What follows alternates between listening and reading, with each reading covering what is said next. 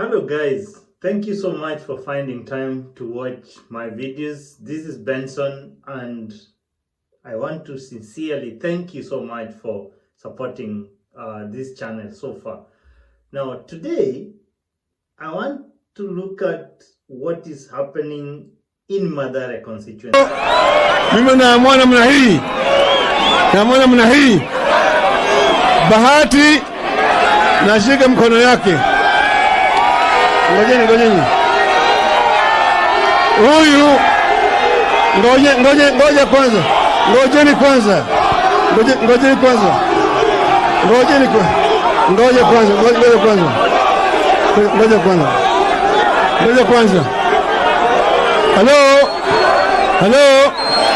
Halo, huyu Bahati ni mtoto yangu, sawa.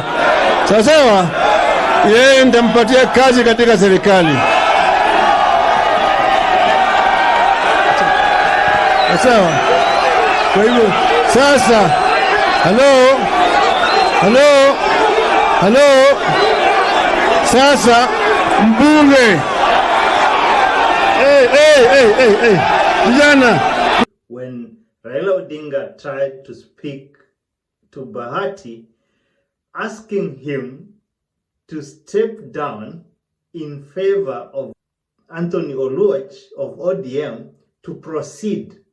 But Bahati, I'm not so sure whether he decided to jump out of the van, the car, or he was pushed down. But I want to take it from what happened afterwards from his page. I'm not so sure if he was pushed from that vehicle, but I think he decided to jump down in protest.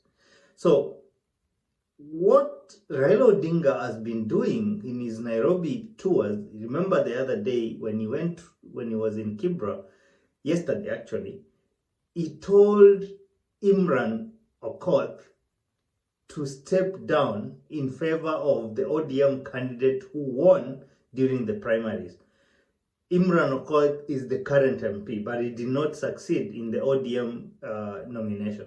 So Raila is trying to organize his house and to put his house in order to try and see if he can capture as many seats as possible, probably because of what is happening on the other side. Ruto ni amejipanga kiasi.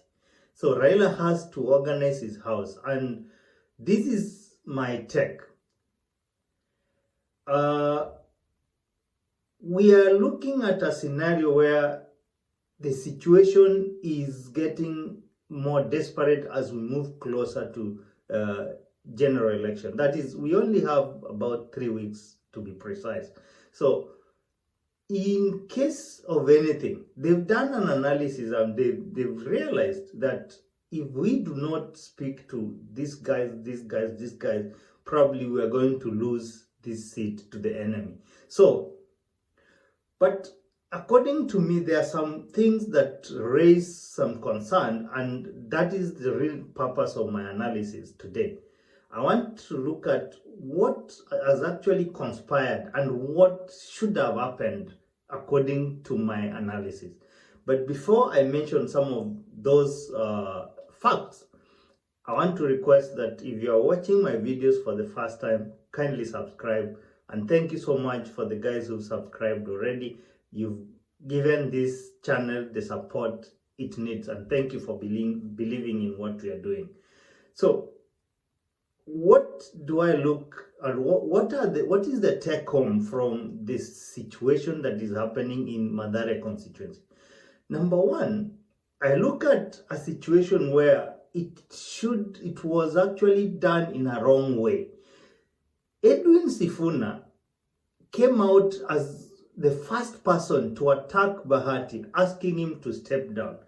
Remember, Edwin Sifuna is a Secretary General in ODM, not in Azimio coalition. So it shouldn't have come from Edwin Sifuna, considering that even Sifuna himself is also vying to be a senator of Nairobi. So if you ask me, this thing should have been done by either a secretariat member of Jubilee, not Azimio coalition, or even Raila Odinga himself. What he has now done at the moment, it's a bit too late, but he's done it eventually. Or if you ask me, it should have been done by another person within the Jubilee party. Now, this guy was cleared by IEBC to run. Jubilee was fully aware that they were supposed to withdraw Bahati from that race, but they gave him a go-ahead. Everything was in order. They knew that they are facing an ODM candidate. I wonder why they decided to front Bahati to a level where it is now becoming an headache for them. A bit too late. And then, another fact. If Bahati could have been spoken by the president himself, and I think now that is where we are at the moment, President Uhuru Kenyatta must intervene if indeed he is genuine enough to have Bahati quit that race. But I think to some extent they've also done their own analysis on the ground, and they've known Bahati has some following, and that is what is giving him a big head. He has some following, so he's sure that he's got a chance. That is why he doesn't want to let this thing go. In my opinion, Bahati will spoil the party. Bahati will split the votes, probably. If one of them doesn't take it, this seat is likely to go to an opponent, and that is most likely the Kenya Kwanza coalition. And these are the small mistakes that Raila Odinga is realizing, yes, but a bit too late. They may work, depending on what is going to happen. It might go one way, and they will see it on view sasa. This is something that Bahati has now said, Katambe. He is not going to quit according to the stand that he's taken. It will cost them. And it is not just Bahati who is tough-headed, who is saying, I'm not quitting. There are people, obviously, that they know very well that they don't have a chance. I mentioned in some of the videos, a good example, in Kisii County. Why do we have actually 4 governors from Azimio and then 1 from